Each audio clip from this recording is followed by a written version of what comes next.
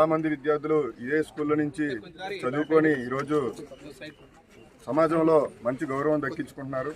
దయచేసి ఏదైతే ముఖ్య యాజమాన్యం విద్యా వ్యవస్థల మీద ఇలాంటి అనాలోచిత నిర్ణయాలు ఎప్పుడు తీసుకోకూడదు. ఎందుకంటే మా స్కూల్లో ఉన్న టీచర్స్ కానీ ఎంతో ప్రతిభ కలిసి ఎన్నో అవకాశాలు వచ్చినా సరే ఈ స్కూల్ని మేము సొంత పిల్లల్లాగా ఉన్న విద్యార్థుల్ని అందరినీ ప్రయోజకులు చేసి సొంత పిల్లల్లా చూసుకొని మంచి అవకాశాలు వచ్చినా సరే వాళ్ళందరూ కూడా ఈ స్కూల్లోనే సర్వీస్ చేద్దామని చాలా ఏళ్ళుగా తమకున్న అవకాశాలను వదులుకొని కష్టపడి పిల్లలందరికీ విద్యాబుద్ధులు నేర్పిస్తున్నారు.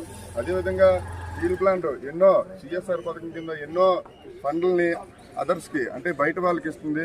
తప్పకుండా ఆ ఏవైతే నిధులు ఉన్నాయో లేకపోతే ప్రభుత్వ పరంగా కానీ లేకపోతే కేంద్ర పరంగా కానీ ఉన్న నిధులను స్కూల్ని ఉపయోగించి స్కూల్ని వెంటనే తెరవాలని, అలాగే ఇంత పెద్ద సంస్థకి ఇంత చిన్న స్కూల్ని రన్ చేయడం పెద్ద విషయం కాదు.